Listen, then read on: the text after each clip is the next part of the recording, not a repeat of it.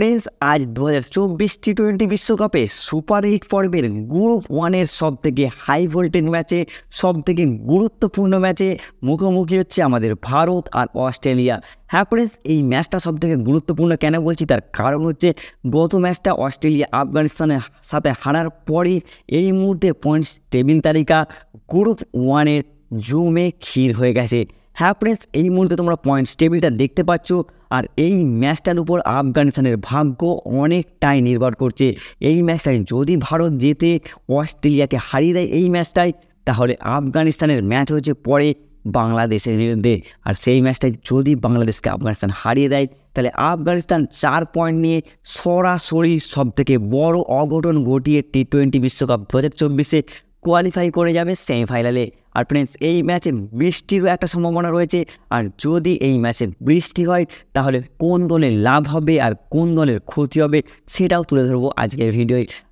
এইগুলো ছাড়াও friends, pitch কেমন হতে পারে, পিচ সম্বন্ধে দু এক কথা বলবো, আর সবশেষে তোমাদের সামনে তুলে ধরবো দুই দলের প্লেইং 11। হ্যাঁ ফ্রেন্ডস, এই মুহূর্তে লেটেস্ট আপডেট চলে এসেছে দুই দলের প্লেইং 11 নিয়ে, আর সেই প্লেইং 11টা আজকের ভিডিওয় সবশেষে তুলে ধরবো তোমাদের সামনে। ফ্রেন্ডস, তোমাদের কাছে আবারও একটা প্রশ্ন, সেটা হচ্ছে ভারত না অস্ট্রেলিয়া, আজকের ম্যাচে কে জিতবে? তোমরা কোন দলকে সাপোর্ট করছো অবশ্যই তোমরা নিচের কমেন্ট বক্সে লিখে জানাবে। আর আজকের ভিডিওটা শুরু করার আগে তোমাদের কাছে আমার ছোট্ট একটা অনুরোধ, তোমরা যদি আমাদের চ্যানেলে নতুন এসে থাকো চ্যানেলটি অবশ্যই সাবস্ক্রাইব করে দিও, আর যদি ভিডিওটি ভালো লাগে অবশ্যই লাইক করে দিও। হ্যালো ফ্রেন্ডস, আমি তোমরা দেখছো স্পোর্টস বাংলা এসে। ফ্রেন্ডস, প্রথমে যদি আমরা কথা বলি যে এই ম্যাচের পিচ কেমন হতে পারে। ফ্রেন্ডস, এই ম্যাচটা ভারত আর অস্ট্রেলিয়ার ম্যাচটা হচ্ছে সেন্ট লুসিয়ায়, আর এই মাঠের পিচ সাধারণত আমরা ব্যাটসম্যানদের সাহায্য পেতে দেখি। ব্যাটসম্যানরাই ভালো সাহায্য পায় এই সেন্ট লুসিয়ার পিচ থেকে। এখানে ফাস্ট বোলাররা তেমন কোনো সাহায্য পায় না, স্পিনাররা হালকা সাহায্য পায়। ফাস্ট বোলারদের থেকে স্পিনাররা হালকা সাহায্য পায় এই সেন্ট লুসিয়া স্টেডিয়ামে, আর ব্যাটসম্যানরা কিন্তু খুব সুন্দর সাহায্য পায় এই পিচ থেকে। তাই এই পিচে একটা ভালো স্কোর তোমরা দেখতে পারো, কিন্তু সমস্যা হচ্ছে বৃষ্টি। যদি ম্যাচের মধ্যে বৃষ্টি হয় বা ম্যাচের আগে বৃষ্টি হয়, তাহলে কিন্তু পিচের মধ্যে তার চরিত্রের পরিবর্তন হতে পারে। কারণ আমরা অতীতে দেখেছি যখনই বৃষ্টি হয় তখন পিচের চরিত্র অনেকটাই বদলে যায়। ব্যাটিং পিচ থেকে বোলিং পিচ আমরা হতে দেখেছি, বোলিং পিচ থেকে আবার ব্যাটিং পিচও আমরা হতে দেখেছি। তাই এই বৃষ্টি এই পিচের চরিত্র বদলাতে পারে, কিন্তু সাধারণত এই পিচ ব্যাটসম্যানদের জন্য সহায়ক হয়, ব্যাটিং সহায়ক পিচ হয় সেন্ট লুসিয়ার পিচ। ফ্রেন্ডস, এটা তো পিচের কথা ছিল। এবার যদি আমি আবহাওয়ার কথা বলি, ফ্রেন্ডস, আবহাওয়ার যেটা একই ওয়েদার নামে এক বেসরকারি সংস্থা জানাচ্ছে যে সেন্ট লুসিয়ায় যখন ম্যাচটা চলবে সেই সময় কিন্তু 3 ঘন্টা একটা বৃষ্টির প্রবল সম্ভাবনা রয়েছে। হ্যাঁ ফ্রেন্ডস, বেসরকারি সংস্থা একই ওয়েদার এটাই জানাচ্ছে যে বৃষ্টির সম্ভাবনা ম্যাচ চলাকালীন রয়েছে।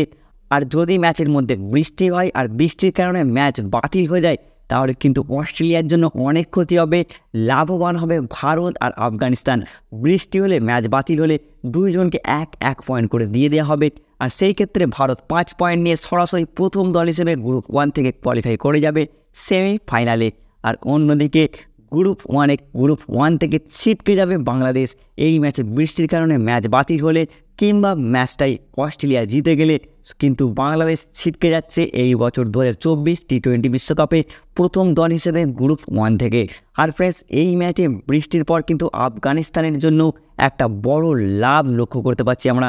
যদি ম্যাচটা ভেস্তে যায়, ম্যাচটা যদি বাতিল হয়, তাহলে কিন্তু আফগানিস্তানের কাছে একটা সুযোগ থাকবে যে বাংলাদেশকে হারিয়ে সেই ফাইনালে কোয়ালিফাই করে যাওয়ার।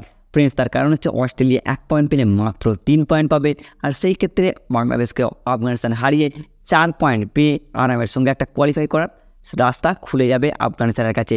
তাই এই ম্যাচটা যদি বৃষ্টি হয়, আফগানিস্তানের জন্য লাভ, ভারতের জন্য লাভ, আর অস্ট্রেলিয়ার জন্য সব থেকে বড় ক্ষতি হবে যদি ম্যাচটা বাতিল হয়ে যায়। পিচ আর আবহাওয়ার কথা তো বললাম, এবার যদি আমরা মেন টপিক যেটা প্লেইং 11, দুই দলের প্লেইং 11-এ কি পরিবর্তন হবে, অস্ট্রেলিয়া ইন্ডিয়া ম্যাচে কি দুই দলের মধ্যে কিছু পরিবর্তন আমরা দেখতে পাবো, সেই নিয়ে ফ্রেন্ডস একটা লেটেস্ট আপডেট চলে এসেছে। আর এই লেটেস্ট আপডেট অনুযায়ী অস্ট্রেলিয়ার প্লেইং 11-এ ওপেনিং করতে পারে friends Travis head, David Warner, 3 নম্বরে মিচেল মার্শ, 4 নম্বরে গ্লেন ম্যাক্সওয়েল, 5 নম্বরে মার্কাস স্টয়নিস, 6 নম্বরে টিম ডেভিড, 7 নম্বরে ম্যাট ওয়েড, 8 নম্বরে প্যাট কামিন্স, 9 নম্বরে ফ্রেন্ডস গত ম্যাচে কিন্তু মিচেল স্টার্ককে বাদ দিয়েছিল অস্ট্রেলিয়া দল। আর এই ম্যাচে মিচেল স্টার্কের আসার একটা সম্ভাবনা লক্ষ্য করা যাচ্ছে। এই মুহূর্তে লেটেস্ট আপডেট জানাচ্ছে যে মিচেল স্টার্ক হয়তো কামব্যাক করতে পারে টিম অস্ট্রেলিয়ায় ইন্ডিয়ার বিরুদ্ধে ম্যাচে। তাই 9 নম্বরে মিচেল স্টার্ককে তোমরা হয়তো দেখতে পারো।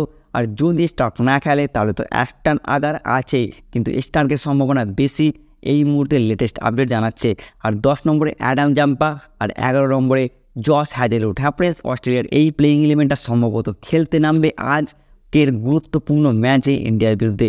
আর এবার যদি আমরা ইন্ডিয়ার প্লেইং 11 দেখি, এই মুহূর্তে লেটেস্ট আপডেট অনুযায়ী ফ্রেন্ডস অস্ট্রেলিয়ার বিরুদ্ধে ইন্ডিয়ার ওপেনিং করতে পারে বিরাট কোহলি আর রোহিত শর্মা। হ্যাঁ ফ্রেন্ডস, সেই ওপেনিং জুটি আবারও থাকবে।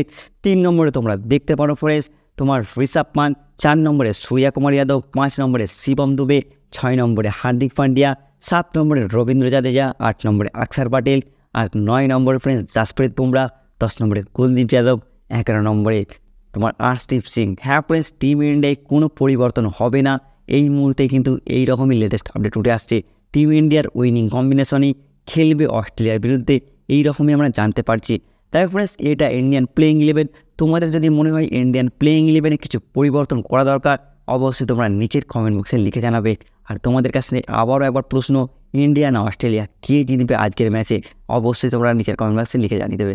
ফ্রেন্ডস, আজকের ভিডিও এতটাই থাকলো, দেখা হবে পরের ভিডিও আরও কিছু আপডেট নিয়ে আসবো। ততক্ষণ পর্যন্ত ভালো থেকো, সুস্থ থেকো। আর ভিডিওটি দেখার জন্য তোমাদের অসংখ্য ধন্যবাদ।